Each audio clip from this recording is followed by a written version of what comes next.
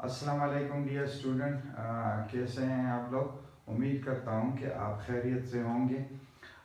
इससे पहले लेक्चर में हम केमिकल फार्मूला के मुतालिक पढ़ चुके हैं कि केमिकल फार्मूला क्या है और उसकी इम्पोर्टेंस भी पढ़ चुके थे। आज हम मॉलिक्यूलर मास के मुतालिक बात करेंगे कि मॉलिक्यूलर मास क्या है।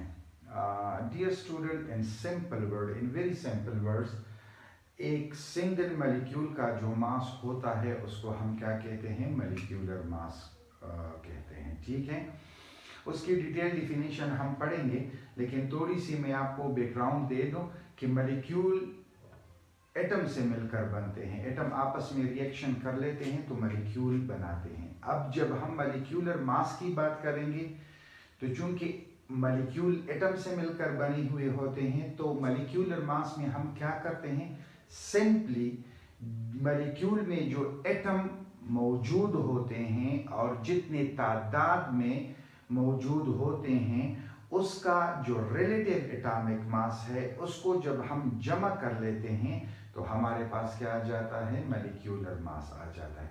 उसकी डिफिनेशन भी यही है कि when we add the relative atomic mass of all the atom present in a molecule, we get a molecular mass or we get a mass of a single molecule. इसको कुछ हम एग्जाम्पल से वाज़ेह करना चाहते हैं। आपके टेक्स्ट बुक में एक एग्जाम्पल दिया गया है, वो एग्जाम्पल क्या है, वो एग्जाम्पल ईथीन का है। ठीक है डियर स्टूडेंट, ईथीन का फार्मूला है हमारे पास C2H6। ये ईथीन का ईथेन का केमिकल फार्मूला है, ईथेन का केमिकल फार्मूला है। ठीक है, यानी एक सिंगल मॉलिक्यूल है। अब इसमें कार्बन और हाइड्रोजन एटम क्या है, मौजूद है। कार्बन के 2 एटम हैं और हाइड्रोजन के 6 एटम मौजूद है। जब हम इसका मॉलिक्यूलर मास मालूम करेंगे तो कार्बन के 2 एटम का मास और हाइड्रोजन के 6 एटम का मास हम क्या कर लेंगे, जमा कर लेंगे तो हमारे पास इसका मॉलिक्यूलर मास आ जाएगा। ठीक है, कार्बन का एटॉमिक मास या रिलेटिव एटॉमिक मास कितना है, एटॉमिक मास हमारे पास 12 है। अब इस मॉलिक्यूल में 2 कार्बन मौजूद है तो 2 का जो एटॉमिक मास आ जाएगा वो 24 आ जाएगा। ठीक है, 24 आ जाएगा atomic mass.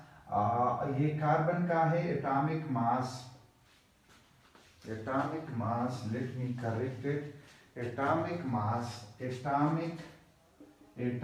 Mass of carbon 12 है और इस मॉलिक्यूल में इसके 2 एटम है तो 24 आ जाएगा। ठीक है, 24 mu आ जाएगा। एटॉमिक मास ऑफ हाइड्रोजन कितने हैं, 1 है और इसमें इसके 6 मॉलिक्यूल हैं तो 6 mu आ जाएगा। अब मॉलिक्यूलर मास क्या आ जाएगा, मॉलिक्यूलर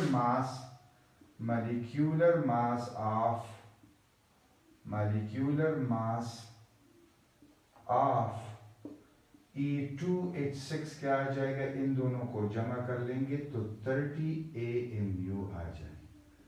डियर स्टूडेंट, इस एग्जाम्पल में हमने क्या किया, इस एग्जाम्पल में हमने कुछ खास नहीं किया, बस जो एटम मौजूद थे ईथेन के मॉलिक्यूल में और जितने तादाद में मौजूद थे उसके रिलेटिव एटॉमिक मास को हमने क्या कर लिया, जमा कर लिया तो उसका मॉलिक्यूलर मास आ गया हमारे पास। तो molecular mass is nothing but it is the sum of all the relative atomic masses of an atom present in a molecule। जितने भी एटम मौजूद हैं उस मॉलिक्यूल में उसको रिलेटिव एटॉमिक मास के उस जमा कर लेते हैं तो हमारे पास मॉलिक्यूलर मास आ जाए। एक दूसरे एग्जाम्पल से इसे समझने की कोशिश करते हैं। एक वेल नोन एग्जाम्पल है हमारे पास क्या है, वाटर का फार्मूला है हमारे पास H2O। अब अगर कोई आपसे कहे कि इसका मॉलिक्यूलर मास मालूम कर ले तो आप सिंपली इसमें क्या है, ऑक्सीजन है और हाइड्रोजन है और जितनी तादाद में प्रेजेंट हैं उसका एटॉमिक मास क्या कर लो, जमा कर लो तो आपके पास इसका मॉलिक्यूलर मास आ जाएगा। हाइड्रोजन के 2 हैं तो और इसका एटॉमिक मास 1 है, जमा ऑक्सीजन का एटॉमिक मास 16 है, ठीक है, और चूंकि एक मौजूद है तो 16 मल्टीप्लाई 1, तो हमारे पास क्या आ जाएगा, ये आ जाएगा 2 + 16 और इनको जमा कर लेते हैं तो 18 mu आ जाता है। तो अब ये मॉलिक्यूलर मास है किसका, वाटर का, ठीक है।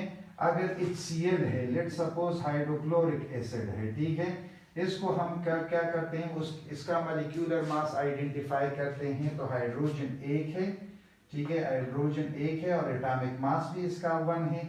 अब क्लोरीन का इस मॉलिक्यूल में क्लोरीन के एटम 1 है और इसका एटॉमिक मास क्या है, 35.5 है, तो इसका मॉलिक्यूलर मास हमारे पास आ जाएगा 36 AMU। तो इसी तरह आप बहुत सारे मॉलिक्यूल, जितने भी मॉलिक्यूल्स हैं उसका मॉलिक्यूलर मास मालूम कर सकते हैं। बस आपको क्या करना होगा, उसमें इस एक पर्टिकुलर मॉलिक्यूल में जो भी एटम्स मौजूद है और जितने तादाद में मौजूद है आप उसको एड अप कर लो तो आपके पास उसका मॉलिक्यूलर मास आ जाएगा। आई होप कि आपको मॉलिक्यूलर मास की कंसेप्ट समझ आ गई होगी। अगर इसके मुतालिक आपकी कोई क्वेश्चन हो तो आप कमेंट सेक्शन में मुझसे पूछ सकते हैं, मैं उसका आंसर देने की कोशिश करूँगा। थैंक यू, अल्लाह हाफिज़।